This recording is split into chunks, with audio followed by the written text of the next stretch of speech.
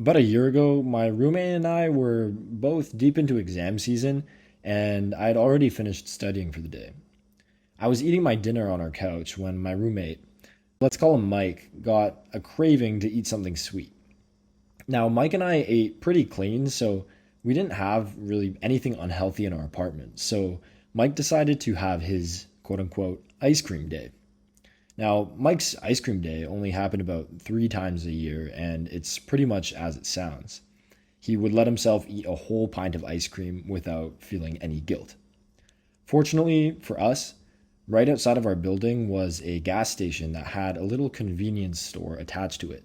So Mike set off, but on his way out, he invited me along for the trip. I wanted to keep eating my food, but ice cream day was a pretty big day to Mike, so I wanted to bear witness to him picking the flavor, and maybe I'd even get myself a little something too. I had barely touched my dinner yet, and I was super hungry, so I initially thought to leave my food and come back to it after the ice cream run. After thinking for a second, I said, you know what, screw it. And I brought my dinner along with me. So I put my slides on and we leave our room to head to the elevator. We got to the ground floor, and the front desk attendant is used to so many people going up and down the elevator that they didn't even bat an eye at us walking past. But when I got out to the street was when the odd looks started coming my way. The sun was still over the horizon, and it was light outside, so anyone along the road could see what I was all about and what I was holding. I'm pretty sure people were asking themselves, yo, who's this dude in his PJs slurping down spaghetti on the sidewalk? Well, I didn't pay any mind, and we entered the store. And there, right near the entrance, there was a group of girls that we had to walk past to get to the freezer section. And they didn't pay any attention to me until one of them noticed that I was taking a bite from my bowl of pasta. And she scowled at me like I was holding a dead rat or something. I found it a little amusing, but as I passed them, she goes, "Oh my gosh, what the hell?" And she gets all of her friends' attention. And then they all started shooting daggers at me with their eyes before they booked it straight out of the gas station. And I was just left standing there like, damn. I don't know about you, but if I saw another student walk into the gas station with some primo homemade Italian, I'd probably just have a good laugh and maybe try and make a joke about it to them. But to these girls, it seemed so far out of the ordinary that it warranted that negative reaction of that magnitude. In the end, nothing special came of ice cream day. Mike and I just went back up to our apartments and wrapped up the night. But this benign encounter with that group of girls oddly stuck with me. To be honest, as much as the memory is just a silly little side quest, the reaction from those girls makes me a little sad. Not what the reaction says about me necessarily, if it says anything about me at all, but more about what it tells me about those girls. And it's by no fault of their own, but they had been so socially conditioned that a slight pattern interrupt in what they thought was socially acceptable set off danger alarms and triggered their fight or flight response. I bet they wouldn't ever be caught dead with food in a convenience store the same way that I was when I walked in. I've seen so many people online tell me to start retard maxing. The whole idea being to just do the things you know you should do, regardless of what your inhibitions are telling you. Even Andrew Huberman is telling us to retard max. Hell, apparently this other guy built a whole brand on being a retard. The underlying message at its core is promising despite the marketing, and in principle, eating pasta at a gas station is the epitome of retard maxing. One might say that I am retard maxed, but I don't think that through this method, the way you get to your desired outcome is really sustainable. You see, retard maxing is treating the symptom, not the problem. Say you want to approach that cute girl, retard maxer would feel the same warning signals that you would feel, but they just plow right through them. They're still nervous about what they're going to say, still worried if they're going to be rejected, but they do it anyways. Like many others, I would define bravery not as the lack of nervousness, but being able to do what is needed to be done in spite of it. In that sense, the guy that approaches the girl is brave. But just because you're brave doesn't mean you're going to get the results you want. Is that girl going to be impressed by your bravery? Well, I don't know. There's countless other factors that are going to determine if you had a good conversation with her and end up, getting her number. Is she physically attracted to you? Maybe she's having a bad day and doesn't want to talk to a stranger. Regardless, being brave doesn't get you the outcome that you want, but it gives you the opportunity to get that outcome. That's great, but does that mean you're going to be brave the next time you want to strike up a conversation? When you're on a bus full of strangers or maybe even in front of your friends? Well, it's good to be brave, but bravery is like motivation. It comes and goes. And sometimes it depends on the situation. The social anxiety that you feel is a constant friction that is dampening your will to overcome your inhibitions. And I found that what works for me is minimizing the need for bravery in the first place. It feels like so much of our life is spent wearing invisible social straitjackets that are meant to be guardrails to keep us in line.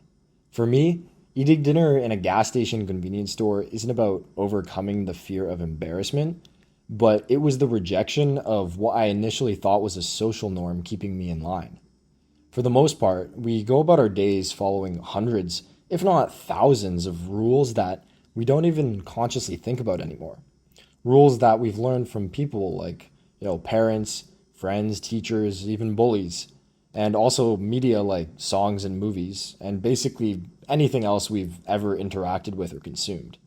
But how often do we actually take the time to think about why we follow the rules that we've set for ourselves? If I told you to take your dinner that you made at home and walk around outside while you ate it, your mind would immediately tell you not to do that. But why? Well, it's probably to save embarrassment that you would feel when the people outside judge you for it. But I didn't just brave the embarrassment at the gas station. I just simply didn't feel it in the first place because I rejected the idea that what I was doing was worth being embarrassed about. Instead of judging eyes that were weighing heavily on me, those girls just seemed silly for making such a big deal out of a dude that was eating his food. Now, obviously, gas station pasta is a stupid example, and I just thought it was funny. But being able to question the social rule set that you've built for yourself and are unconsciously following can have some meaningful effects on your life. Take this. If you've spent any time online in the past 2 years, you've probably seen someone tell you to build a personal brand since it's the single best thing you can do for your career. And while there's loads of evidence to support it beyond just the money you'd make from posting online, you get credibility, which leads to respect, which leads to opportunities to meet people that you want to be around and to connect with people that your posts resonate with. These people could end up being friends or business partners or even customers that'll buy what you want to sell. I've seen it myself with friends of friends getting thousands of dollars for short sponsorship segments online and videos, or getting their job because the person hiring had seen them before online. So why haven't you started building your personal brand? Well, it's the same reason that I haven't. Because it's scary to put yourself in the public eye, to allow yourself to be judged by everyone around you. But let's take a look at the people who do post online.